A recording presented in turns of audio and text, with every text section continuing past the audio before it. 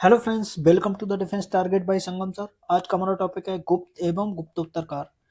इस टॉपिक में हम कवर करने वाले हैं इस लेक्चर के अंदर गुप्त काल के जितने भी राजा हुए हैं अभी तक उनको देखेंगे।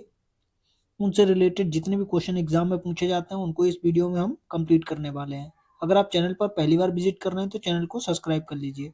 तो लेट्स स्टार्ट अवर टॉपिक गुप्त काल। तो पहला टॉपिक यहाँ से स्टार्ट होता है हमारा गुप्त राजवंश का प्रारंभिक इतिहास के बारे में। गुप्त राजवंश कैसे शुरू हुआ उसके बारे में देखते हैं।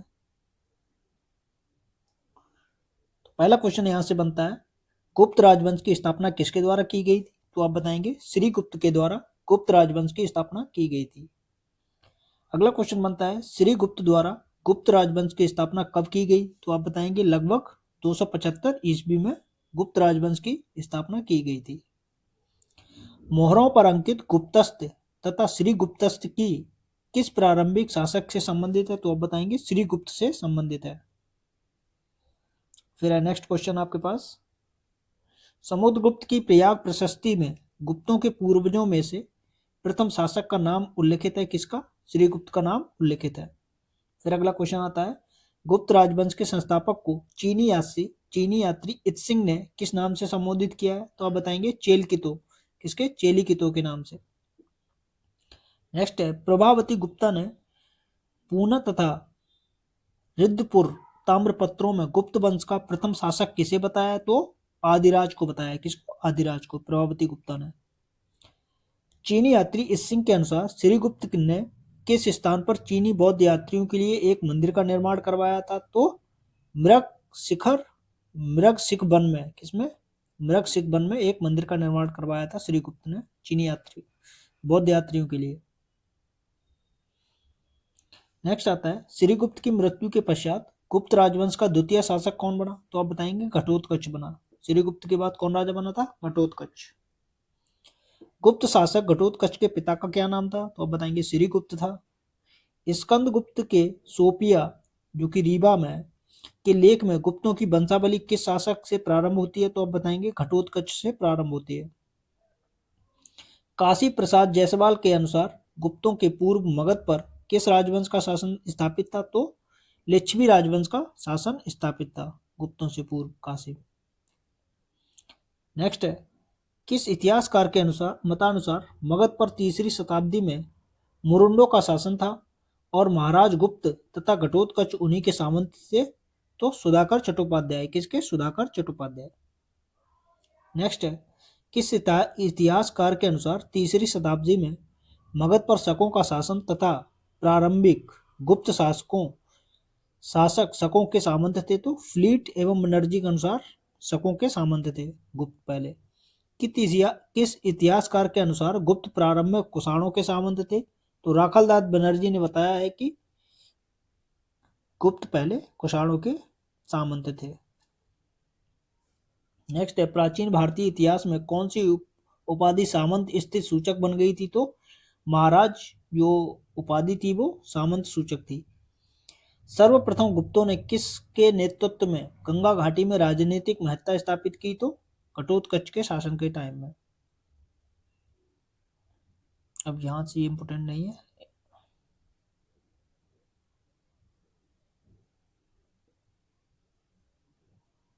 यहां से देखते हैं। गुप्त इतिहास जानने के स्रोत कौन कौन से हैं? तो विष्णु पुराण, वायु पुराण, मत्स्य पुराण, ब्राह्मण पुराण साहित्यिक स्रोतों से प्राप्त होता है। दूसरा है साहित्यिक स्रोत विशाख दत्त द्वारा देवी चंद्र गुप्तम लिखी गई एक नाटक है, वहां से पता चलता है, और मुद्राराक्षा से पता चलता है। शूद्रक ने मृच्छकटिकम लिखा है, वहां से गुप्त साम्राज्य के बारे में पता चलता है। बादशाहन ने कामसूत्र लिखा है, वहां से गुप्त का उल्लेख मिलता है, गुप्त शासन का। चीनी यात्री फाहियान की यात्राओं में विवरण दिया गया है। किशोरी का योवजिक का कृत्य कौमुदी महोत्सव एक नाटक है, उसमें गुप्त साम्राज्य की बात कही गई है। कालिदास की रचनाओं में गुप्त साम्राज्य की बात कही गई है। गुप्तकालीन विविध साहित्य, धार्मिक और ऐतिहासिक समकालीन वैज्ञानिक ग्रंथों से भी गुप्तकालीन की समझ हमको पता चलती है। अब देखते हैं पुरातात्विक स्रोतों से हमें को कहाँ कहाँ से जानकारी प्राप्त होती है गुप्त साम्राज्य की। तो पहला है समुद्रगुप्त की प्रयाग प्रशस्ति से गुप्त साम्राज्य की जानकारी प्राप्त होती है। चंद्रगुप्त द्वितीय के उदयगिरी से प्राप्त गुहा लेख से हमको गुप्त साम्राज्य की जानकारी प्राप्त होती है। मेहरौली में लौह स्तंभ, स्कंदगुप्त के भीतरी स्तंभ लेख तथा जूनागढ़ अभिलेख से हमको गुप्त साम्राज्य की जानकारी प्राप्त होती है। दामोदरपुर ताम्रपत्र से भी हमको गुप्त साम्राज्य की जानकारी प्राप्त होती है। विभिन्न शासकों द्वारा जारी किए गए सिक्के, निर्मित मंदिरों तथा स्मारकों के विवरण से भी गुप्त साम्राज्य की जानकारी प्राप्त होती है। अब देखते हैं गुप्त राजवंश के प्रमुख शासक कौन कौन से थे। तो पहले शासक हुए हैं चंद्रगुप्त प्रथम, जिनका शासनकाल 319 से 350 ईस्वी तक रहा है। तो गुप्त राजवंश का वास्तविक स्वतंत्र संस्थापक किसे माना जाता है? तो चंद्रगुप्त प्रथम को माना जाता है। किस विद्वान ने चंद्रगुप्त प्रथम को द्वितीय मगध साम्राज्य का संस्थापक कहा है? तो हेमचंद्र राय चौधरी ने कहा है।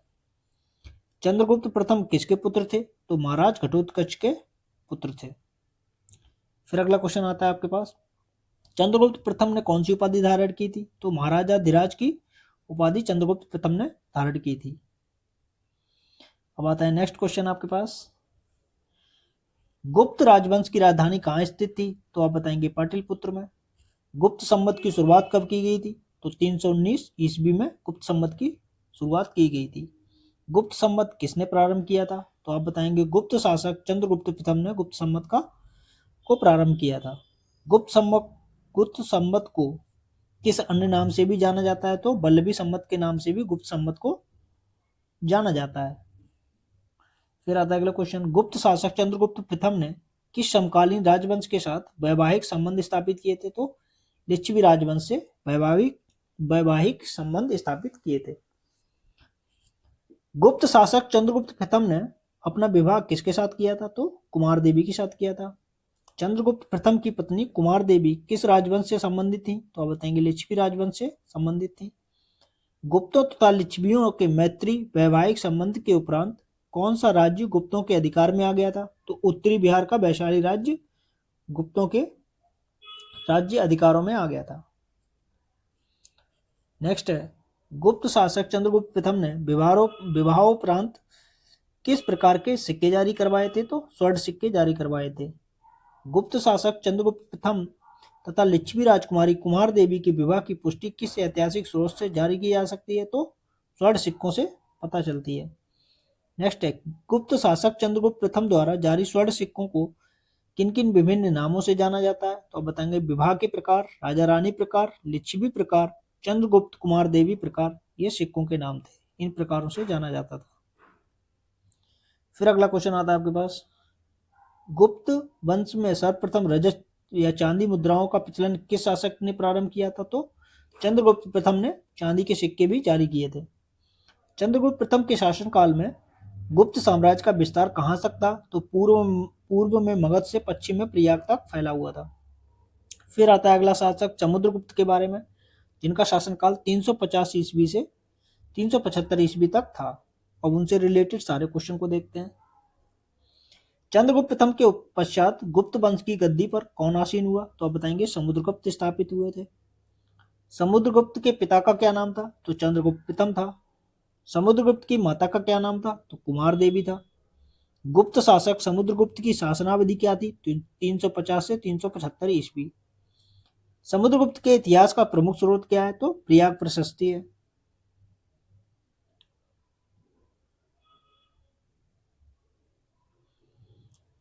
प्रयाग प्रशस्ति शब्द से क्या अभिप्राय? तो राजा की स्तुति। प्रयाग प्रशस्ति की रचना किसने करवाई थी? तो राजकवि हरिसेन ने किसकी रचना करवाई थी।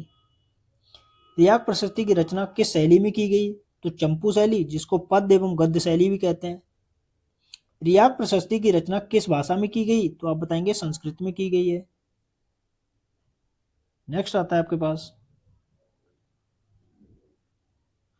मध्यकाल में किस शासक ने समुद्रगुप्त की प्रयाग प्रशस्ति को कौशाम्बी मंगवाकर इलाहाबाद के किले में सुरक्षित करवा कर रखा दिया था? तो अकबर ने करवाया था। नेक्स्ट आता है क्वेश्चन आपके पास,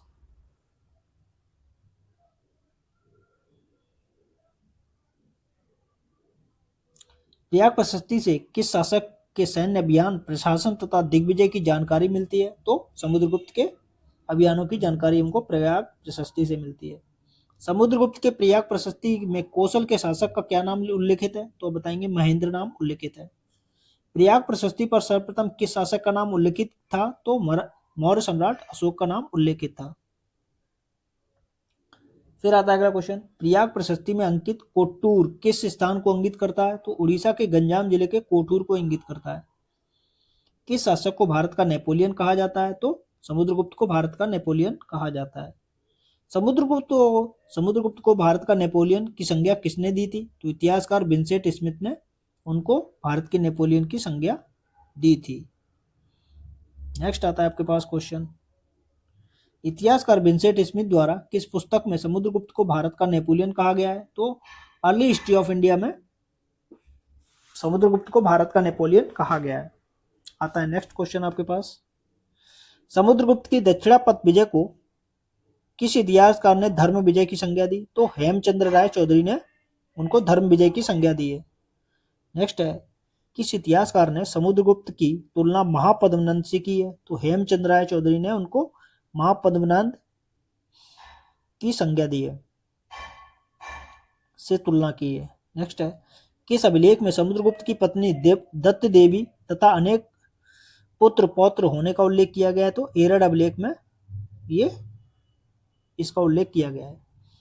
गुप्त शासक समुद्रगुप्त का एक नाम चंद्रप्रकाश किस ग्रंथ में मिलता है? तो काव्यालंकार सूत्र में। किसमें? काव्यालंकार सूत्र में उनका वर्णन चंद्रप्रकाश के नाम से किया गया है।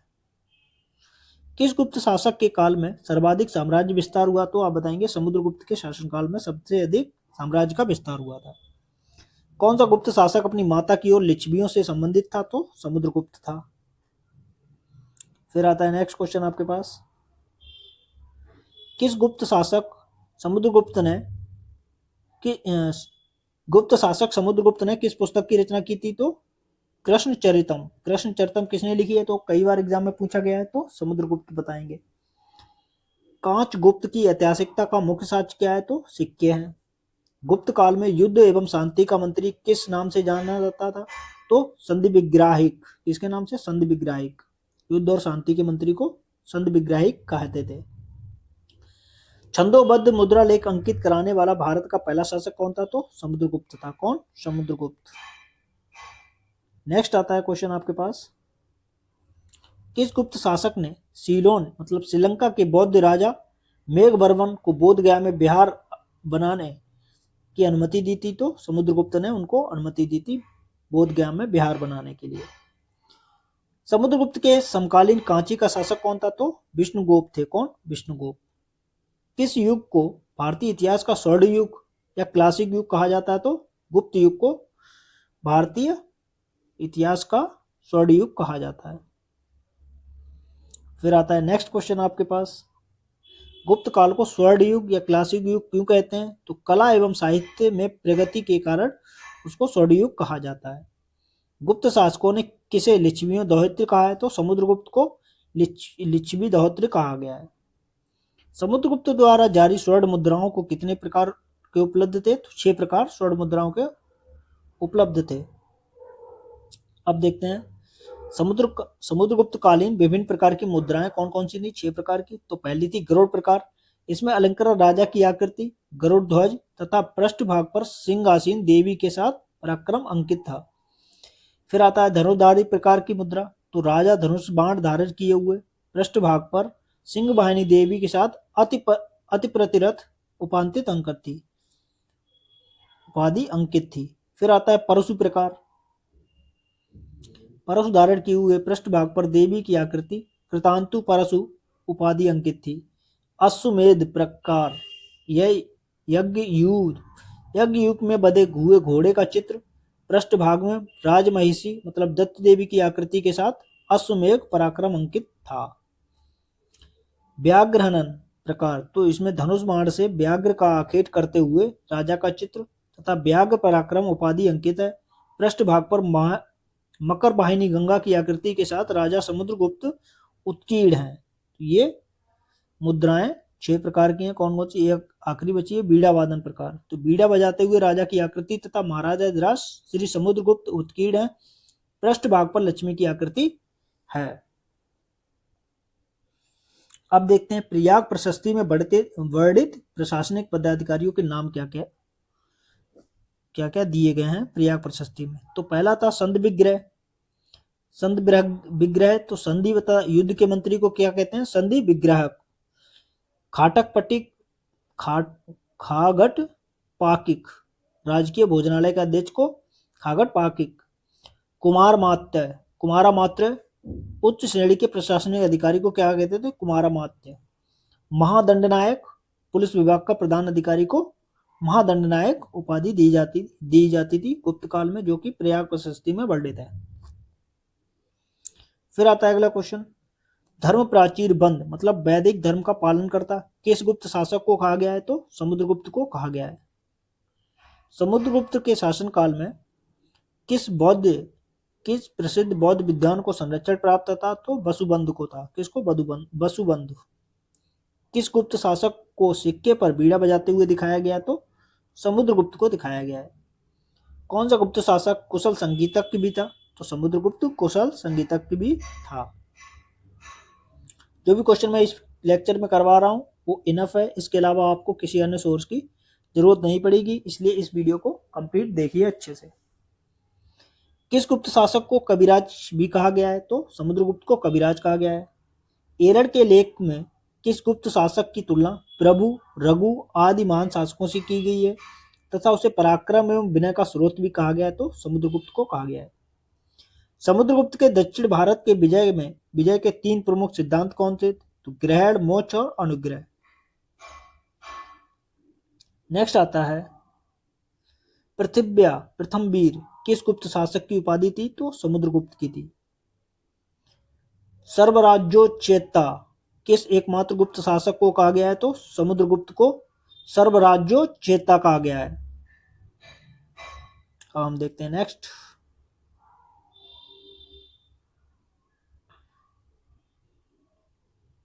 गुप्त शासक समुद्रगुप्त की उपाधियों को देखते हैं। तो पराक्रम, व्याघ्र पराक्रम, अप्रतिरथ कविराज, परम भागवत, भारत का नेपोलियन, सर्वराज्योच्चेता, पृथव्या प्रथम वीर, लिच्छवी दौहित्य, चंद्र प्रकाश, धर्म प्राचीर बंद और धरड़ बंध, ये उपाधियां थी किसकी? समुद्रगुप्त की। अब हम देखते हैं समुद्रगुप्त द्वारा विजेत प्रदेश या राज्य कौन से थे, है ना। तो अच्छवत जो कि उत्तर भारतीय राज्य थे, शासक था अच्युत जो कि वर्तमान स्थिति क्या है? बरेली, पश्चिम उत्तर प्रदेश। फिर ग्वालियर का राजा नागसेन था, उसको जीता था ग्वालियर मध्य प्रदेश से। मथुरा द्वार क्षेत्र को भी समुद्रगुप्त ने जीता था, उसका शासक था गणपति नाग, मथुरा उत्तर प्रदेश। पूर्वी पंजाब का राजा था कोत कुलंज, बुलंदशहर उत्तर प्रदेश। नेक्स्ट है कौशाम्बी को जीता था, कौशाम्बी का उस समय राजा था महावंशीय शासक रुद्रदेव, प्रयाग क्षेत्र वाला। बांकुड़ा का राजा चंद्रवर्मा था, बंगाल क्षेत्र। उत्तर प्रदेश क्षेत्र में मातेल था, उत्तर भारत में। मध्य भारत में नागवंशीय बलवर्मा, मध्य प्रदेश राज्य क्षेत्र। मथुरा राज्य क्षेत्र में नागवंशी नागदत्त, उत्तर प्रदेश दोआब क्षेत्र का राजा था।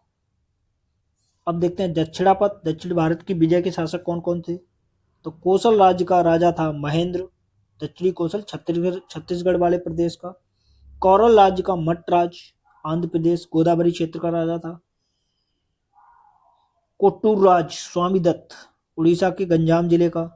कांची राज विष्णु गोप, कांची क्षेत्र का तमिलनाडु में, जो कि अभी वर्तमान में स्थिति है। देवराष्ट्र का कुबेर राजा था, विशाखापट्टनम आंध्र प्रदेश। बेंगी राज का हस्तिवर्मन, गोदावरी कृष्ण देवबाग क्षेत्र में। पृष्ठपुर महेंद्रगिरी, पूर्वी गोदावरी आंध्र प्रदेश। एरंडीपल्ली राज दमन, विशाखापट्टनम। अभिमुक्त राज नीलराज शासक था, अनंतपुर जिला आंध्र प्रदेश। पालक राज्य का राजा था उग्रसेन, नेल्लोर विशाखापट्टनम आंध्र प्रदेश। नेक्स्ट आता है महाकांतार को जीता था, तो उसका राजा था व्याघ्रराज, बस्तर अरण्य क्षेत्र का। कुतस्तुलपुर धनंजय इसका राजा था, और उत्तरी अर्काट कर्नाटक क्षेत्र का राजा था वो। अब हम देखें नेक्स्ट पॉइंट,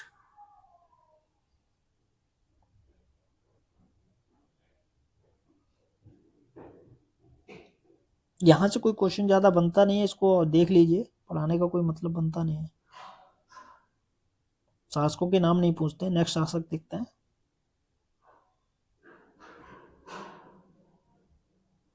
रामगुप्त 375 ईस्वी में अगला राजा बना। तो समुद्रगुप्त के कितने पुत्र थे? तो आप बताएंगे 2 पुत्र थे, पहला रामगुप्त, दूसरा चंद्रगुप्त द्वितीय था। फिर आता है अगला क्वेश्चन, समुद्रगुप्त के पश्चात गुप्त वंश का सिंहासन पर कौन बैठा? तो ज्येष्ठ पुत्र रामगुप्त बैठा हुआ था। अगला देखते हैं, गुप्त शासक रामगुप्त की ऐतिहासिकता के बारे में देखते हैं। तो साहित्यिक वर्णन कहाँ से मिलता है? विशाख दत्त कृत देवी चंद्रगुप्तम से हमको रामगुप्त के बारे में पता चलता है। बाणभट्ट द्वारा लिखित हर्ष चरित्र से हमको पता चलता है रामगुप्त के बारे में। भोज द्वारा लिखित श्रृंगार प्रकाश से भी हमको रामगुप्त के बारे में पता चलता है। शंकराचार्य द्वारा कृत हर्ष चरित्र का टीका और राजशेखर की काव्य मीमांसा, यहाँ से हमको रामगुप्त शासक के बारे में पता चलता है। अबुल हसन अली कृत मुजमल उत तबारीख, यहाँ से भी हमको रामगुप्त के बारे में पता चलता है। अब किन किन अभिलेखों से हमको रामगुप्त के बारे में पता चलता है उसके बारे में देखते हैं। तो दुर्जन जो कि विदिशा में है, वहां से हमको रामगुप्त के बारे में पता चलता है। कांबे का लेख, संजन का लेख और सांगली का लेख। और किस मुद्रा से हमको पता चलता है? भिलसा तथा एरड़ से प्राप्त ताम्र मुद्राओं से हमको रामगुप्त के बारे में जानकारी प्राप्त होती है। कौन सा गुप्त शासक शकों द्वारा पराजित हुआ तथा अत्यंत अपमानजनक संधि के लिए बाध्य हुआ था? तो गुप्त शासक रामगुप्त किससे प्राप्त हुआ था? शकों से।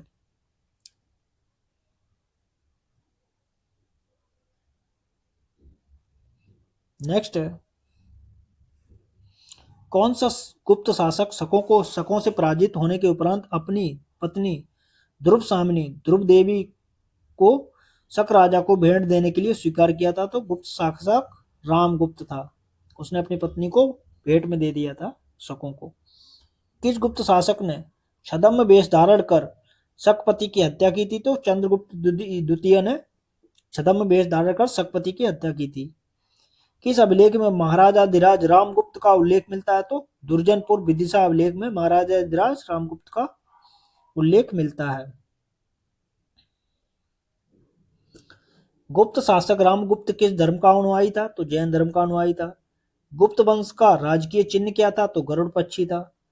किस ग्रंथ में गुप्त शासक रामगुप्त के आचरण को क्लीवजनोचित कहा गया है? तो देवी चंद्रगुप्तम नाटक में उनको क्लीवजनोचित कहा गया है। अगला शासक हमारे पास आता है चंद्रगुप्त द्वितीय, जिसको विक्रमादित्य भी कहते हैं। 375 ईस्वी से 415 ईस्वी तक इनका शासनकाल था। ये मोस्ट इंपोर्टेंट शासक है। रामगुप्त के पश्चात गुप्त राजवंश के सिंहासन पर कौन आसीन हुआ था? तो बताएंगे चंद्रगुप्त द्वितीय, जिसको विक्रमादित्य के नाम से जानते हैं, वो आसीन हुए थे। चंद्रगुप्त द्वितीय विक्रमादित्य ने किसकी हत्या कर सिंहासन पर विराजमान हुए थे? तो रामगुप्त की हत्या कर। नेक्स्ट है, चंद्रगुप्त द्वितीय विक्रमादित्य के पिता का क्या नाम था? तो समुद्रगुप्त था। चंद्रगुप्त द्वितीय विक्रमादित्य की माता का क्या नाम था? तो दत्त देवी था। क्या? दत्त देवी। नेक्स्ट है, चंद्रगुप्त द्वितीय विक्रमादित्य की शासनावधि क्या है? तो 375 से 415 ईस्वी तक। किस गुप्त शासक के शासनकाल में राजनीतिक तथा सांस्कृतिक दोनों दृष्टियों से अभूतपूर्व प्रगति हुई थी? तो चंद्रगुप्त द्वितीय विक्रमादित्य के टाइम पीरियड में सबसे ज्यादा विकास हुआ था। नेक्स्ट है, चंद्रगुप्त द्वितीय विक्रमादित्य कालीन ऐतिहासिक स्रोत कौन कौन से थे? तो साहित्यिक स्रोत है कालिदास के ग्रंथ, विदेशी विवरण है चीनी यात्री फाहियान का वृतांत, और अभिलेख है मथुरा स्तंभ एवं शिलालेख, उदयगिरी के 2 लेख, गढ़वा अभिलेख तथा सांची से प्राप्त अभिलेखों से हमको चंद्रगुप्त द्वितीय विक्रमादित्य का बारे में पता चलता है। अब सिक्के कौन से हैं? स्वर्ण, रजत, ताम्र के विविध प्रकार के सिक्कों से भी हमको चंद्रगुप्त द्वितीय के बारे में पता चलता है। अब यहाँ से उपाधियों से कई क्वेश्चन बनते हैं। चंद्रगुप्त द्वितीय विक्रमादित्य की कौन कौन सी उपाधियां थी? तो पहली उपाधि थी देवगुप्त, देवराज, देवश्री, विक्रमांक, विक्रमादित्य, परम भागवत, राजाधिराज ऋषि और भट्टारक। तो एग्जाम में कई बार पूछा गया भट्टारक, परम भागवत और विक्रमादित्य, है ना। ये तीन कई बार पूछी जा चुकी हैं, तो उपाधियों को आप अच्छे से याद करिएगा। नेक्स्ट आता है पॉइंट, गुप्त शासक चंद्रगुप्त द्वितीय किसे पराजित करने के पश्चात विक्रमादित्य की उपाधि धारण की थी? तो शकों को पराजित करने के बाद उन्होंने विक्रमादित्य की उपाधि धारण की थी। गुप्त शासक चंद्रगुप्त द्वितीय विक्रमादित्य का एक अन्य नाम क्या मिलता है? तो देवगुप्त मिलता है। नेक्स्ट आता है पॉइंट आपके पास,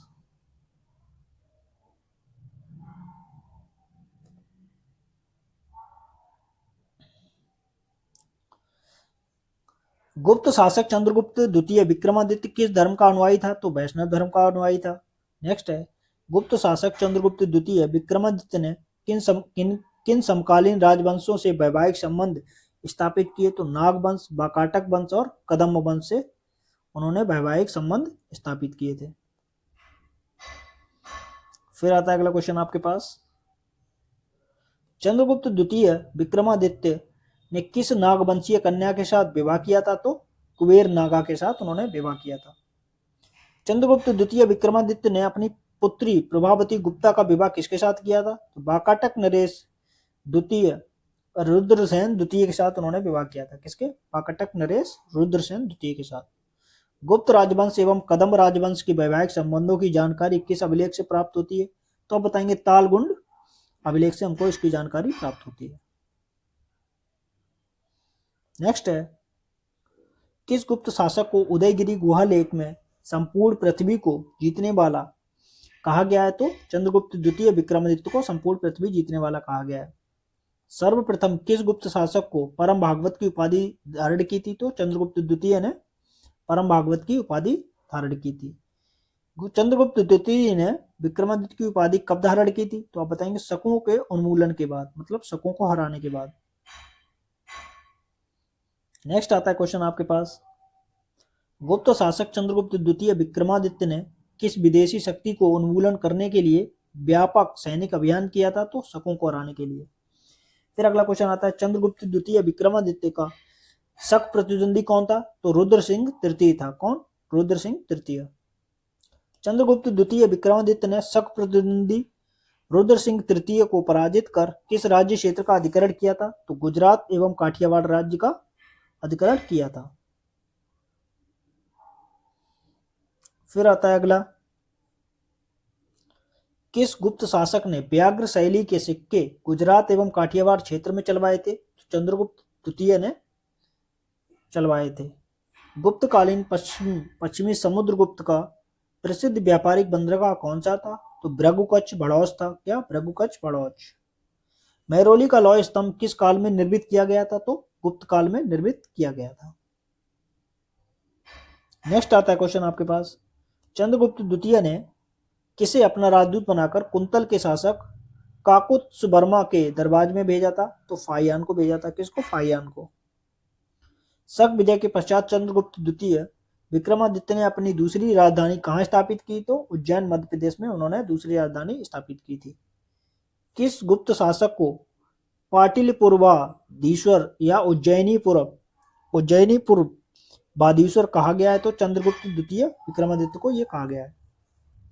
चंद्रगुप्त द्वितीय के किसके द्वारा पाटलिपुरवाधीश्वर तथा उज्जैनीपुर बागीश्वर कहा गया है? तो कुंतल अनुश्रुतियों द्वारा। किसके द्वारा? कुंतल अनुश्रुतियों के द्वारा ये उपाधि दी गई है। नेक्स्ट है, गढ़वा अभिलेख तथा रजत मुद्राओं में परम भागवत तथा महाराजाधिराज किस गुप्त शासक को कहा गया है? तो चंद्रगुप्त द्वितीय विक्रमादित्य को कहा गया है। किस अभिलेख में चंद्रगुप्त द्वितीय को संपूर्ण पृथ्वी का विजेता कहा गया है? तो उदयगिरी के गुहालेख में कहा गया है। नेक्स्ट है, चंद्रगुप्त द्वितीय का संधि विग्रह सचिव वीरसेन किस धर्म का अनुयायी था? तो शैव धर्म का अनुयायी था। किसने उदयगिरी की पहाड़ी पर भगवान शिव की पूजा के लिए एक गुफा का निर्माण करवाया था? तो वीरसेन ने करवाया था। किसने? वीरसेन ने। नेक्स्ट क्वेश्चन देखते हैं,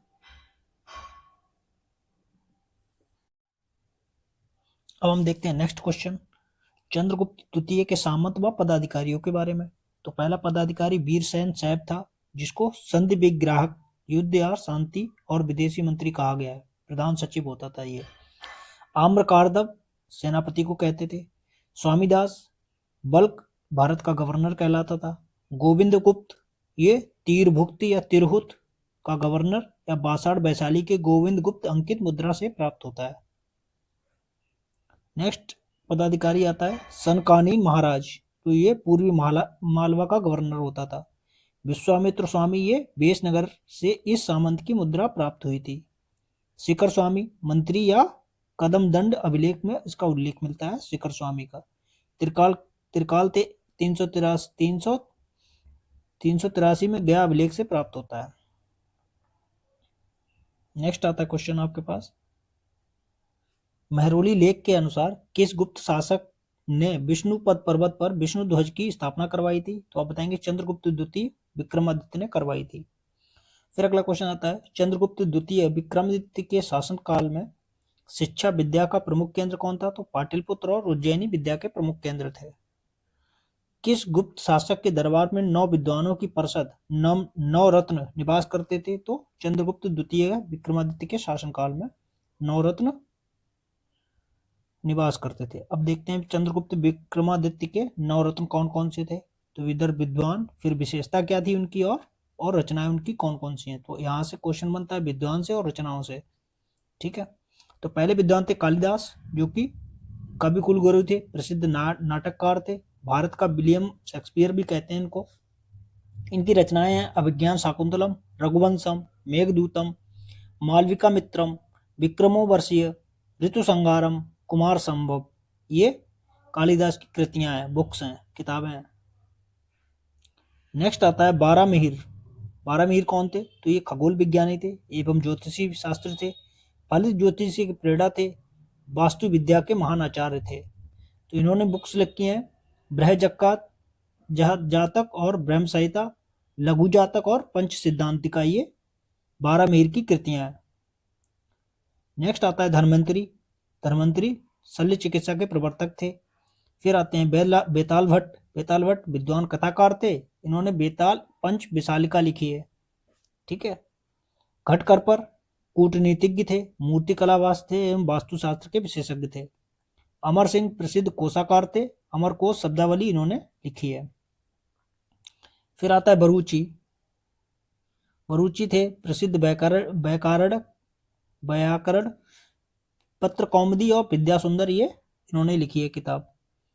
छफड़क फलित ज्योतिष विशेषज्ञ थे, इन्होंने लिखी है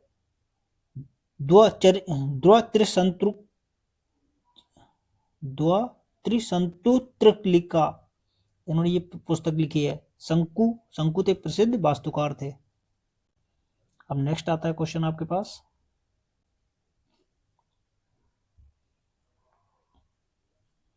किस ग्रंथ से ज्ञात होता है कि गुप्त शासक गुप्त काल में उज्जैनी विद्वानों की परीक्षा के लिए एक विश्व प्रसिद्ध थी? तो राजशेखर कृत काव्य मीमांसा से इसका साक्ष्य मिलता है। किस ग्रंथ में उज्जैनी नगर को पृथ्वी का भूषण कहा गया है? तो कथासार साहित्य सागर ग्रंथ में कहा गया है। किस ग्रंथ में चंद्रगुप्त द्वितीय विक्रमादित्य की गणना सम्राट कवियों की कोटि में की गई है? तो सोठल कृत उदय सुंदरी कथा में इनका विवरण मिलता है। अब हम देखते हैं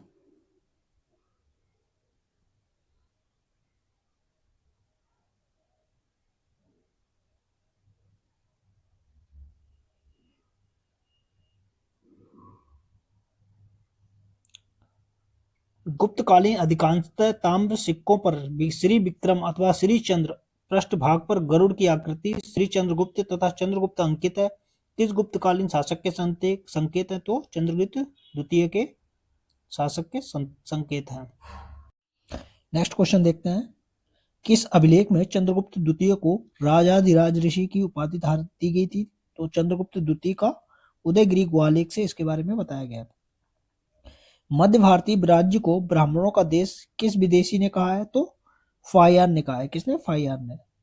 चंद्रगुप्त द्वितीय की पुत्री का क्या नाम था? तो आप बताएंगे प्रभावती गुप्ता नाम था। नेक्स्ट क्वेश्चन है, महरौली स्तंभ लेख किस शासक से संबंधित है? तो आप बताएंगे चंद्रगुप्त द्वितीय से संबंधित है। नेक्स्ट क्वेश्चन है, किस गुप्त शासक के शासनकाल में चीनी यात्री फायान भारत आया था? तो चंद्रगुप्त द्वितीय के शासनकाल में फायान भारत आया था। नेक्स्ट क्वेश्चन आता है आपके पास, गुप्तकालीन सिक्कों का सबसे बड़ा विशाल कोष कहाँ स्थित है? तो बयाना में। कहाँ? बयाना में। शकों को हराने के कारण चंद्रगुप्त द्वितीय विक्रमादित्य ने किस अन्य उपाधि को धारण किया था? तो सकरी को किया था। किसको? सकारी। नेक्स्ट है, प्राचीन भारत के सिंचाई कर को क्या कहते थे? तो आप बताएंगे बिदक भागम कहते थे। किसको? बिदक भागम। तोरमाड़ किस जातीय दल का नेता था? तो बताएंगे हुड़ का नेता था। किसका? हुड़ का। शतरंज का खेल किस देश में उद्भूत हुआ था? तो भारत में। यहाँ पर भारत में। आरंभिक भारतीय मंदिरों में कौन सा ईंट द्वारा निर्मित है? तो भीतर गांव का मंदिर ईंट द्वारा निर्मित है। नेक्स्ट क्वेश्चन आता है आपके पास, देवगढ़ का दशावतार मंदिर किस प्रकार का है? तो बताएंगे उदिताचार्य का है। किसका? उदिताचार्य। गुप्तकालीन मथुरा स्तंभ लेख के अनुसार उदिताचार्य ने दो शिवलिंगों का किन नामों से प्रतिष्ठापित किया था? तो आप बताएंगे कपिलेश्वर एवं उपमितेश्वर। ठीक है, ये दो लिंगों का प्रतिष्ठापित किए थे। प्राचीन भारतीय शिल्प में किस देवता को प्रतीक रूप में रिक्त सिंहासन के रूप में दर्शाया गया है? तो सूर्य को दर्शाया गया है। नेक्स्ट है, किस राजवंश काल से संबंधित अभिलेख में सर्वप्रथम 1,00,000 श्लोकों की संपूर्ण महाभारत का उल्लेख मिलता है? तो गुप्त राजवंश में मिलता है। किसमें? गुप्त राजवंश। नेक्स्ट क्वेश्चन आता है आपके पास, अजंता की गुफा संख्या 16 उत्खनित कराने का श्रेय किसे दिया गया है? तो विद्यसेन को दिया जाए। किसको? विद्यसेन। नेक्स्ट है, कौन सा गुप्तकालीन अभिलेख आर्य उदिताचार्य का भागवत कुशिक के वंशज के रूप में उल्लेख करता है? तो चंद्रगुप्त द्वितीय का मथुरा स्तंभ लेख उनके कुशिक के वंशज के रूप में उल्लेख करता है। अब हम देखते हैं कालिदास के ग्रंथ। पहला उन्होंने ग्रंथ लिखा था रघुवंश, जो कि एक महाकाव्य है। कुमार संभव एक महाकाव्य है। विक्रमोर्वशीय एक महाकाव्य है। मेघदूत काव्यखंड गीत काव्य है। ऋतु संहार काव्यखंड है, खंड काव्य है जो गीत काव्य है। मालविकामित्रम ये नाटक है, और अभिज्ञान शाकुंतलम भी नाटक है। तो ये किसने लिखे? कालिदास ने। यहाँ से कई बार क्वेश्चन पूछा गया है, कृतियां दे रखी होंगे, लेखक पूछ लिए जाते हैं। फिर आता है अगला क्वेश्चन आपके पास,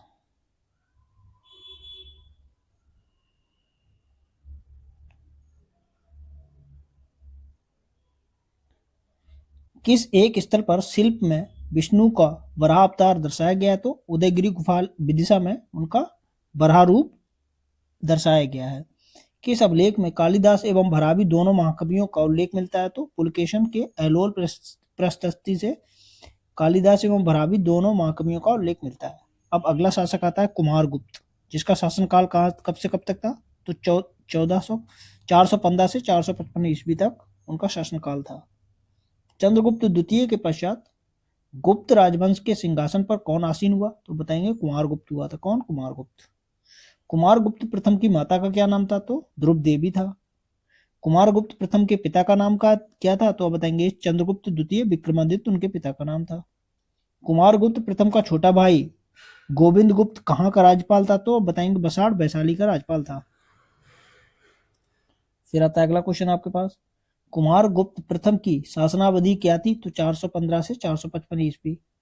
कुमारगुप्त प्रथम के सुव्यवस्थित शासन का वर्णन किस अभिलेख में मिलता है? तो आप बताएंगे मंदसौर अभिलेख में उनका वर्णन मिलता है। कहाँ पर? मंदसौर अभिलेख। गुप्त शासक कुमारगुप्त प्रथम ने कौन सी उपाधि धारण की थी? तो महेंद्रादित्य की उपाधि धारण की थी। किसने? कुमारगुप्त ने। नेक्स्ट है, किस गुप्त शासक ने सर्वाधिक अभिलेख जारी किए? तो कुमारगुप्त प्रथम ने सबसे अधिक अभिलेख जारी किए थे। तो कितने अभिलेख जारी किए? तो उनको देखते हैं। तो कुमारगुप्त शासन कुमारगुप्त के अब तक के कितने अभिलेख प्राप्त हुए? तो 18 अभिलेख प्राप्त हुए हैं। कितने? 18 अभिलेख। अब हम देखते हैं कुमारगुप्त प्रथम के अभिलेख कौन कौन से थे और उनमें क्या विशेष था। तो पहला आता है बिलसड़ अभिलेख, जो कि एटा उत्तर प्रदेश में अवस्थित है। इसकी विशेषता क्या थी? कुमारगुप्त का प्रथम अभिलेख 415 ईस्वी तिथि अंकित है। इसमें कुमारगुप्त प्रथम तक गुप्तों की वंशावली दी गई है। किसमें? बिलसड़ अभिलेख में गुप्तों की वंशावली दी गई है। फिर आता है दूसरा गढ़वा के 2 शिलालेख, जो कि प्रयाग में है, इलाहाबाद में। तो उसमें क्या लिखा है उसको देखते हैं। गढ़वा प्रयाग से 2 शिलालेख प्राप्त हुए। किसी दानगृह को 10 या 12 दीनार दिए जाने का वर्णन दिया गया है। दान को 10 या 12 दीनार दिए जाने का वर्णन गढ़वा के शिलालेख इलाहाबाद से पता चलता है। फिर तीसरा आता है मंदसौर अभिलेख, जो कि दसपुर मध्य प्रदेश, जो कि प्राचीन मालवा का पार्ट था। इसमें क्या लिखा गया है? इसमें लिखा गया है, यह लेख प्रसिद्ध प्रशस्ति के रूप में है, जिसकी रचना वत्स भट्टी ने की थी। राज्यपाल बंधु वर्मा का उल्लेख, सूर्य मंदिर के निर्माण का उल्लेख भी इसमें मंदिर लिखा गया है। किसका? सूर्य मंदिर के निर्माण का उल्लेख राज्यपाल बंधु वर्मा का, और इनका उल्लेख हमको मंदसौर अभिलेख से प्राप्त चलता है। फिर अगला अभिलेख आता है करमदंडा अभिलेख, जो कि फैजाबाद उत्तर प्रदेश से प्राप्त हुआ।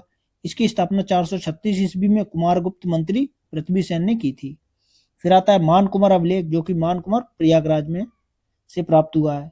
इसकी स्थापना 448 ईस्वी में बुद्धमती नामक बौद्ध भिक्षु द्वारा करवाई गई थी। ठीक है, हम नेक्स्ट देखते हैं मथुरा का लेख, जो कि मथुरा उत्तर प्रदेश से प्राप्त हुआ 554 ईस्वी तिथि की। इसमें 554 तिथि उत्कीर्ण धर्मचक्र का उत्कीर्ण इसमें किया गया है मथुरा अभिलेख में। सांची अभिलेख सांची मध्य प्रदेश से प्राप्त हुआ है, जो कि हर स्वामिनी द्वारा सांची के आर्य संघ को धन दान में दिए जाने का उल्लेख के बारे में बताता है। फिर आता है तुमैन अभिलेख, जो कि ग्वालियर मध्य प्रदेश से प्राप्त हुआ है। 435 ईस्वी तिथि अंकित है। इसमें कुमारगुप्त को शरद कालीन सूर्य की भांति बताया गया है। फिर आता है उदयगिरी गुहालेख। उदयगिरी गुहालेख विदिशा मध्य प्रदेश से प्राप्त हुआ है। 425 ईस्वी जैन अभिलेख मिला।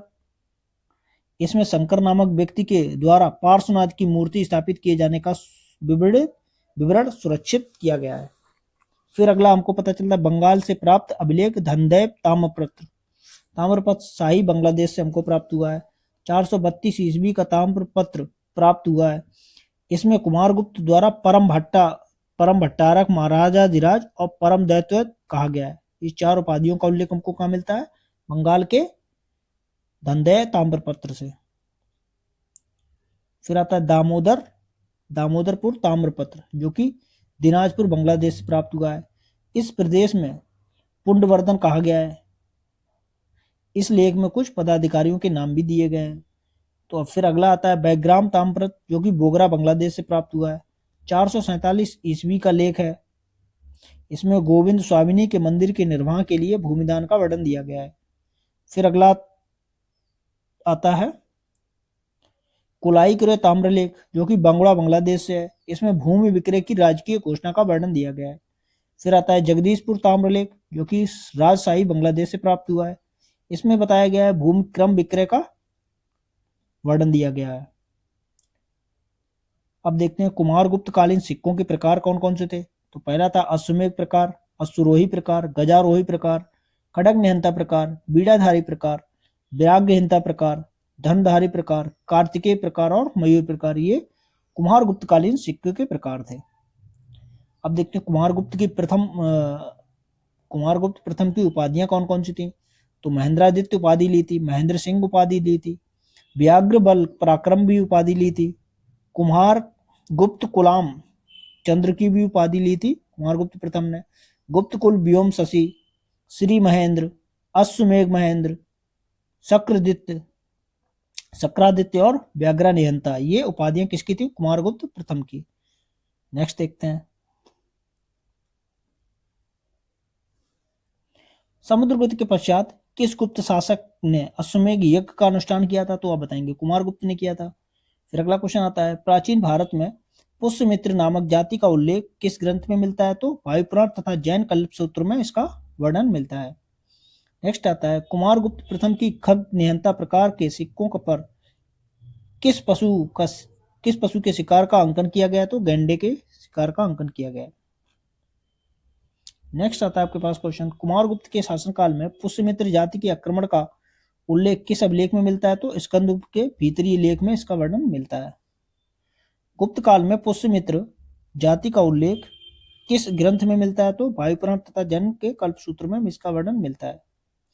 अश्वमेध यज्ञ का अनुष्ठान किस गुप्त शासक ने किया था? तो समुद्रगुप्त तथा कुमारगुप्त प्रथम ने अश्वमेध यज्ञ का अनुष्ठान किया था। किसने? समुद्रगुप्त और कुमारगुप्त प्रथम ने। कुमारगुप्त प्रथम के समकालीन पुंडवर्धन भुक्ति राज्य का राज्यपाल कौन था? तो आप बताएंगे चिरादत्त था। कौन? चिरादत्त। कुमारगुप्त प्रथम के समकालीन पुंडवर्धन भुक्ति राज्य के राज्यपाल चिरादत्त का वर्णन किस अभिलेख से मिलता है? तो दामोदर के ताम्रपत्र से मिलता है। ठीक है। नेक्स्ट आता है कुमारगुप्त के समकालीन पश्चिमी मालवा क्षेत्र में स्थित दसपुर का राज्यपाल कौन था? तो आप बताएंगे बंधुवर्धन था। कौन था? बंधुवर्धन, बंधुवर्मा। नेक्स्ट था कुमारगुप्त के समकालीन पश्चिमी मालवा क्षेत्र के राज्यपाल बंधुवर्मा का उल्लेख किस अभिलेख में मिलता है? तो मंदसौर अभिलेख से प्राप्त होता है। कहां से? मंदसौर अभिलेख।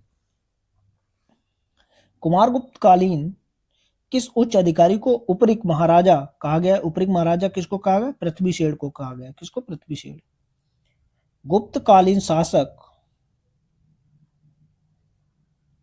गुप्तकालीन प्रशासक पृथ्वीशेठ का कार्य क्षेत्र किस प्रदेश में था? तो अवध प्रदेश में था। किसमें? अवध प्रदेश में। अब नेक्स्ट देखते हैं कुमारगुप्त कालीन प्रशासक पृथ्वीशेठ का वर्णन किस अभिलेख से मिलता है? तो कर्मदंडाभिलेख से मिलता है। किस? कर्मदंडाभिलेख से। कुमारगुप्त प्रथम किस धर्म का अनुयायी था? तो आप बताएंगे वैष्णव धर्म का अनुयायी था। कुमारगुप्त प्रथम के किस प्रशासक ने महात्मा बुद्ध की एक मूर्ति की स्थापना की थी? तो बुद्धमित्र ने की थी। किसने? बुद्धमित्र ने। कुमारगुप्त प्रथम ने किस राज्यपाल को मालवा में सूर्य मंदिर का निर्माण करवाया? तो बंधुवर्मा ने इसका निर्माण करवाया था, सूर्य मंदिर का। नेक्स्ट आता है नालंदा विश्वविद्यालय की स्थापना किसके द्वारा करवाई गई थी? तो आप बताएंगे कुमारगुप्त प्रथम ने नालंदा विश्वविद्यालय की स्थापना करवाई थी। ये मोस्ट इंपोर्टेंट क्वेश्चन है, याद कर लेना। चीनी यात्री हेनसांग के विवरण के अनुसार नालंदा महाविहार विश्वविद्यालय की स्थापना किसके द्वारा करवाई गई थी? तो चक्रादित्य, जो कि कुमारगुप्त का दूसरा नाम था। नेक्स्ट है कुमारगुप्त ने किस आक्रमणकारी को पराजित किया था? तो पुष्यमित्र जातियों को पराजित किया था। अब देखते हैं नेक्स्ट क्वेश्चन। अगला क्वेश्चन देखते हैं। अगला शासक हमारे पास है स्कंदगुप्त, जिसको क्रमादित्य के नाम से भी जाना जाता था, जिनका शासनकाल 455 से 467 ईस्वी तक रहा है। उनके बारे में डिटेल से देखते हैं। कुमारगुप्त प्रथम की मृत्यु के पश्चात गुप्त साम्राज्य के सिंहासन पर कौन आसीन हुआ? तो आप बताएंगे स्कंदगुप्त। ये बहुत महत्वपूर्ण शासक है, इसको अच्छे से तैयार करिएगा। गुप्त शासक स्कंदगुप्त की शासनावधि क्या थी? तो आप बताएंगे 455 से 467 ईस्वी तक। फिर आता है अगला क्वेश्चन आपके पास, गढ़वा अभिलेख तथा चांदी के सिक्कों में स्कंदगुप्त की अंतिम तिथि क्या मिलती है? तो 467 मिलती है। कितनी? 467 ईस्वी। नेक्स्ट क्वेश्चन आपके पास आता है गुप्त शासक स्कंदगुप्त का महत्वपूर्ण अभिलेख कौन सा है? तो आप बताएंगे जूनागढ़ अभिलेख गुप्त शासक स्कंदगुप्त से संबंधित है। नेक्स्ट है किस अभिलेख में स्कंदगुप्त की प्रारंभिक तिथि 455 का उल्लेख मिलता है? तो आप बताएंगे जूनागढ़ अभिलेख से हमको 455 तिथि का उल्लेख मिलता है। नेक्स्ट है स्कंदगुप्त द्वारा निर्मित जूनागढ़ अभिलेख किस स्थल से प्राप्त हुआ? तो बताएंगे गुजरात के सौराष्ट्र जूनागढ़ से हमको इसके बारे में प्राप्त हुआ है। ये स्कंदगुप्त हूणों की पराजय की सूचना किस अभिलेख में मिलती है? तो जूनागढ़ अभिलेख में स्कंदगुप्त द्वारा हूणों की पराजय का उल्लेख मिलता है। अगला क्वेश्चन है आपके पास, स्कंदगुप्त ने हूणों को परास्त कर सौराष्ट्र प्रांत में किसे राज्यपाल नियुक्त किया था? तो पर्णदत्त को राज्यपाल नियुक्त किया था। नेक्स्ट है स्कंदगुप्त के शासनकाल में किसने सुदर्शन झील के बांध का पुनर्निर्माण करवाया था? तो गिरनार के पुरपति चक्रपालित ने उसका पुनर्निर्माण करवाया था। किस जैन ग्रंथ में उल्लेख मिलता है कि स्कंदगुप्त कुमारगुप्त के बाद गद्दी पर बैठा था? तो आर्यमंजू श्री मूल कल्प में इसका उल्लेख मिलता है। नेक्स्ट है सर्वाधिक हूण आक्रमण किस गुप्त शासन काल में हुए? तो स्कंदगुप्त के टाइम पर सबसे अधिक हूण आक्रमण हुए थे। हूण मूलतः कहाँ के निवासी थे? तो आप बताएंगे मध्य एशिया के निवासी थे। हूणों का प्रथम आक्रमण किस गुप्त शासनकाल के समय हुआ था? स्कंदगुप्त के शासनकाल के समय हुआ था। हूणों का प्रारंभिक नेता कौन था? तो आप बताएंगे खुसनेबाज। UN राय के अनुसार खुसनेबाज था। ठीक है। फिर आता अगला क्वेश्चन आपके पास, हूणों को भारतीय लोग किस नाम से पुकारते? तो मलेच्छ के नाम से। किसके? मलेच्छ के नाम से। नेक्स्ट है हूणों का आक्रमण किस भारतीय ग्रंथ में मिलता है? तो सोमदेवकृत कथा सरित सागर में इसका वर्णन मिलता है हूणों का। अब स्कंदगुप्त कालीन सिक्के के बारे में देखते हैं। तो कौन कौन से प्रकार थे? गरुड़ प्रकार था, बेदी प्रकार था, नंदी प्रकार था, धनुधारी प्रकार, छत्र प्रकार और अश्वारोही प्रकार के सिक्के स्कंदगुप्त के टाइम पीरियड पर देखने को मिलते हैं। अब नेक्स्ट है आपके पास, गुप्त शासक स्कंदगुप्त का साम्राज्य किस क्षेत्रों को समाहित किया था? तो उत्तर में हिमालय से दक्षिण में नर्मदा नदी के तट पर तथा पूर्व में बंगाल से पश्चिम सौराष्ट्र तक इसका शासनकाल फैला हुआ था। नेक्स्ट आता है, गुप्त काल में सौराष्ट्र या सौराष्ट्र प्रांत की राजधानी क्या थी? तो गिरनार थी। क्या? गिरनार थी। हम नेक्स्ट देखते हैं, सुदर्शन झील का सर्वप्रथम निर्माण किसने करवाया था? तो आप बताएंगे चंद्रगुप्त मौर्य के सौराष्ट्र के राज्यपाल पुष्यगुप्त वैश्य ने करवाया था। किसने? पुष्यगुप्त वैश्य ने। मौर्य सम्राट अशोक के समय सुदर्शन झील पर बांध का निर्माण किसने करवाया था? तो आपने बताएंगे तुषास्प ने। किसने? तुषास्प ने उसका निर्माण करवाया था। हम नेक्स्ट क्वेश्चन देखते हैं, शक महाक्षत्रप रुद्रदामन के समय सुदर्शन झील का बांध टूटने पर किसने पुनर्निर्माण करवाया था? तो राजपाल सुख विशाख ने करवाया था। किसने? राजपाल सुख विशाख ने इसका निर्माण करवाया था। नेक्स्ट, गुप्त शासक स्कंदगुप्त किस धर्म का अनुयायी था? तो आप बताएंगे वैष्णव धर्म का अनुयायी था। भीतरी नामक स्थल पर किस गुप्त शासक ने विष्णु की प्रतिमा स्थापित करवाई थी? तो स्कंदगुप्त ने भीतरी नामक स्थल पर गुप्त शासक ने विष्णु की प्रतिमा स्थापित करवाई थी। किसने? स्कंदगुप्त। स्कंदगुप्त ने दक्षिण भारतीय शासक को मालवा से खदेड़ दिया था तथा किसको अपना सामंत नियुक्त किया था? तो प्रभाकर को अपना सामंत नियुक्त किया था। अब नेक्स्ट क्वेश्चन आता है यहाँ से, स्कंदगुप्त कालीन प्रमुख पदाधिकारियों के नाम कौन कौन से थे? तो पर्णदत्त सौराष्ट्र का राज्यपाल था, सर्वनाग अंतर्वेदी गंगा यमुना देवा का विषयपति था, भीमबर्मन कौशाम्बी का राज्यपाल था, प्रभाकर पश्चिमी मालवा का राज्यपाल था, चक्रपालित गिरनार का पुरपति था। कौन? पुरपति था। अब स्कंदगुप्त की प्रमुख उपाधियां उसको देखते हैं। तो इसने कौन कौन सी उपाधियां धारण की थी? पहला किए थे विक्रमादित्य, परम भागवत, देश रक्षक, सकराधक, क्षितपशपति और विजाताव निरवनिपति और विक्रमादित्य की उपाधि स्कंदगुप्त ने धारण की थी। अब हम देखते हैं नेक्स्ट क्वेश्चन आपके पास आता है, किस अभिलेख में स्कंदगुप्त की तुलना चक्रवर्ती राम व युधिष्ठिर से की गई है? तो सुपिया लेख में चक्रवर्ती राम तथा युधिष्ठिर से की गई है। किस जैन ग्रंथ में स्कंदगुप्त को श्रेष्ठ बुद्धिमान तथा धर्मात्मा कहा गया है? तो आर मंजूश्री मूल कल्प में इसका उल्लेख किया गया है। अब देखते हैं स्कंदगुप्त कालीन प्रमुख अभिलेख कौन कौन से थे और कहां से पाए गए थे? तो जूनागढ़ अभिलेख सौराष्ट्र गुजरात से पाया गया था। इसमें विशेषता क्या थी? तो 455 ईस्वी तिथि का वर्णन था, हूड़ आक्रमण और सुदर्शन झील के पुनर्निर्माण का विवरण हमको इसके में मिलता है। बिहार स्तंभ लेख पटना बिहार से प्राप्त हुआ है। इसमें स्कंदगुप्त के समय के राजाओं एवं पदाधिकारियों के नामों का विवरण दिया गया है। फिर आता है भीतरी के स्तंभ लेख जो कि गाजीपुर उत्तर प्रदेश से प्राप्त हुआ है। इसमें पुष्यमित्र जाति एवं हूड़ों के युद्धों का विवरण हमको मिलता है। कहां से? भीतरी स्तंभ लेख से। अब नेक्स्ट देखते हैं,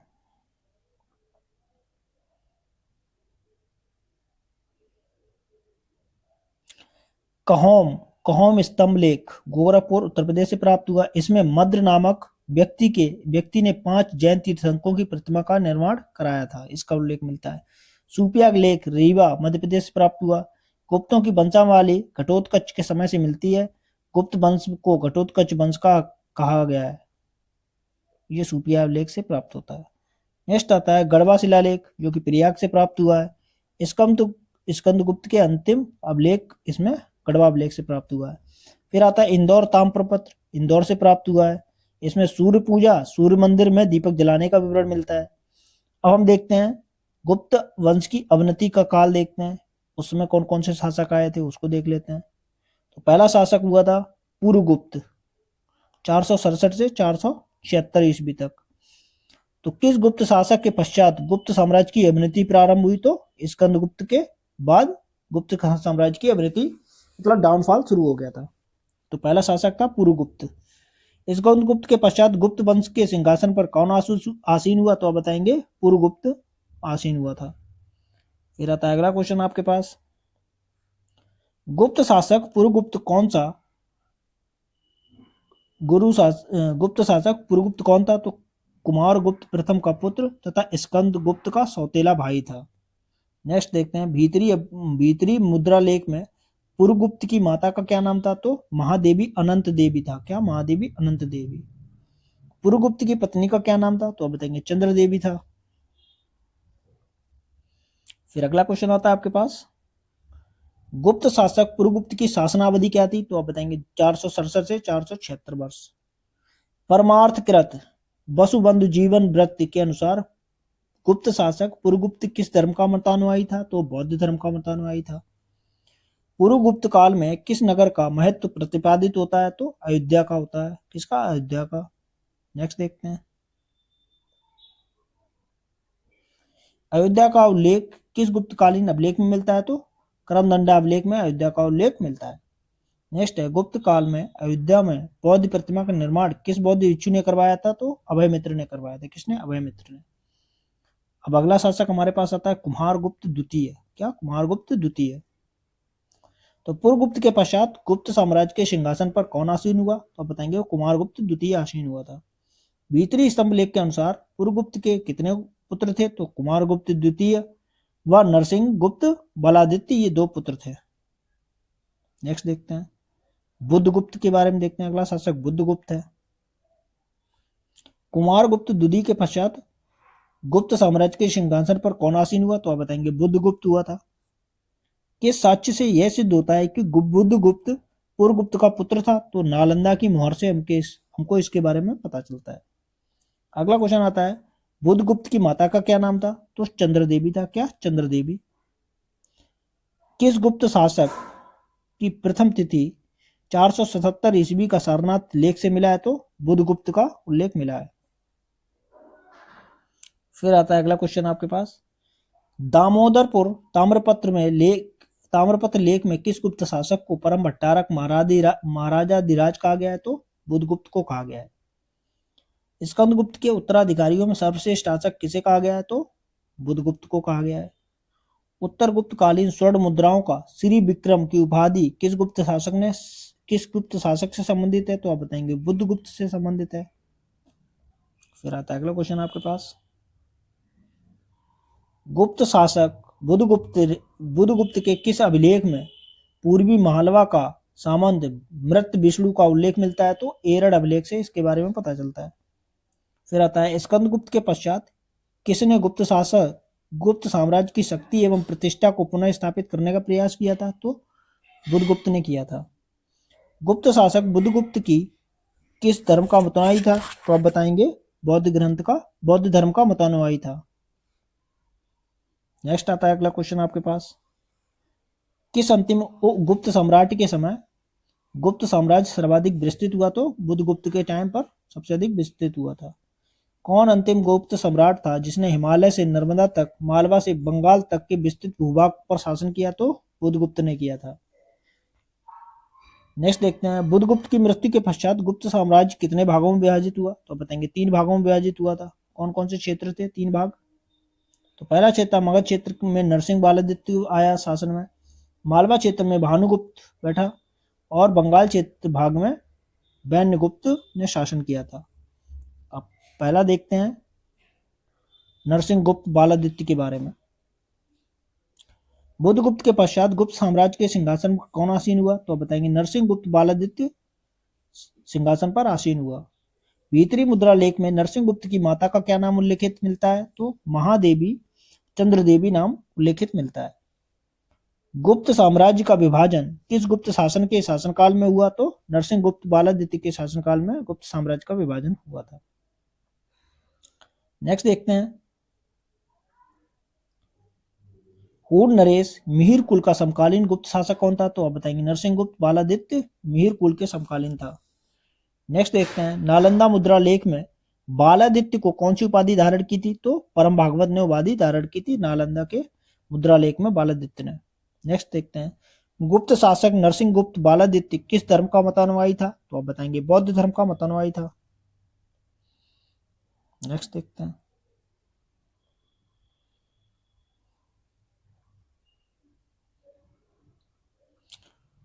अगला क्वेश्चन आता है, गुप्त शासक नरसिंह बालादित्य किस बौद्ध विद्वान की शिष्यता ग्रहण की थी? तो वसुबंधु से शिष्यता ग्रहण की थी। नेक्स्ट आता है, गुप्त शासक नरसिंह गुप्त बालादित्य ने अपनी माता के कहने पर किस आक्रमणकारी को मुक्त कर दिया था? तो हूण नरेश मेहरकुल को मुक्त कर दिया था। फिर अगला शासक आता है भानुगुप्त। तो गुप्त शासक भानुगुप्त का वर्णन किस अभिलेख में मिलता है? तो एरड़ अभिलेख में भानुगुप्त का विवरण मिलता है। सती प्रथा का प्रथम साक्ष्य किस अभिलेख में मिलता है? तो एरड़ अभिलेख 510 ईस्वी में मिलता है। एरड़ अभिलेख में किस गुप्त शासक को संसार में सर्वश्रेष्ठ वीर या जगृति वीरों, जगत प्रवीरों तथा महान राजा कहा गया है? तो भानुगुप्त को कहा गया है। फिर आता है अगला क्वेश्चन आपके पास, गुप्त शासक भानुगुप्त ने किसके विरुद्ध युद्ध में सफलता प्राप्त की थी? इस युद्ध को स्वतंत्रता संग्राम की संज्ञा दी थी। तो हूणों के विरुद्ध युद्ध। अगला शासक आता है वैन्यगुप्त। तो गुप्त शासक वैन्यगुप्त के विषय में जानकारी के प्रमुख स्रोत कौन कौन से हैं? तो गुड़धैर बांग्लादेश से कोमिल्ला ताम्रपत्र लेख से हमको इसके बारे में पता चलता है, वैन्यगुप्त के बारे में। फिर अगला शासक आता है आपके पास कुमारगुप्त तृतीय। कौन? कुमारगुप्त तृतीय। नरसिंह गुप्त बालादित्य के पश्चात कुमारगुप्त साम्राज्य के सिंहासन पर कौन आसीन हुआ था? तो आप बताएंगे कुमारगुप्त तृतीय आसीन हुआ था। फिर अगला क्वेश्चन आता है, भीतरी तथा नालंदा मुद्रा लेखों में कुमारगुप्त तृतीय की माता का क्या नाम उल्लेखित है? तो आप बताएंगे महादेवी मित्र देवी नाम उल्लेखित है। नेक्स्ट है, गुप्त वंश का अंतिम महान शासक कौन हुआ? तो कुमारगुप्त तृतीय अंतिम महान शासक हुआ था। फिर आता है अगला क्वेश्चन आपके पास, गुप्त वंश का अंतिम शासक कौन था? तो विष्णुगुप्त था, जिसको चंद्रादित्य भी कहा गया है। अब हम देखते हैं गुप्त साम्राज्य के पतन के प्रमुख कारण कौन कौन से थे। तो पहला है अयोग्य तथा निर्बल उत्तराधिकारी, दूसरा कारण था शासन व्यवस्था का संघात्मक स्वरूप, और तीसरा था प्रांतीय शासकों के विशेषाधिकार, चौथा बाह्य आक्रमण, हूण का आक्रमण होना शुरू हो गया था, पांचवा होता है कारण उच्च पदों पर अनुवांशिक होना, छठवां बौद्ध धर्म का प्रभाव, सातवां उत्तराधिकार युद्ध। आठवां कारण था स्थानीय प्रांतीय राज्यों की स्वतंत्रता, सामंतवाद का विकास। नेक्स्ट है केंद्रीय शक्ति में दुर्बलता, साम्राज्य की विशालता, एकता एवं स्थायित्व का अभाव, सैन्य एवं प्रशासनिक स्थिरता, राष्ट्रवादी भावना का अभाव, पारस्परिक संघर्ष एवं विद्वेष का वातावरण। ये कारण रहे हैं किसकी? गुप्त साम्राज्य को पतन के प्रमुख